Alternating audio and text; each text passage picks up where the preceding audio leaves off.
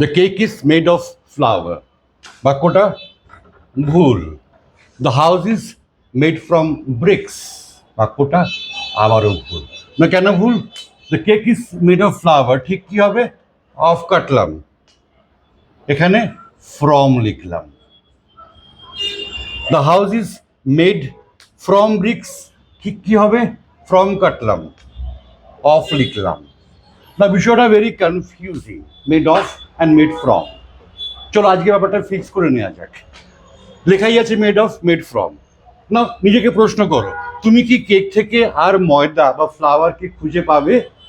না, so no. তাই উত্তরে হলো মেড ফ্রম। অর্থাৎ physical nature of the material doesn't change. যা দিয়ে বানিয়েছিলাম তার ফিজিক্যাল নেচারটা পাল্টিয়ে যায় না। এমন যদি হয় তখন আমরা কি ইউজ করব? Made of. অর্থাৎ the house is made of bricks.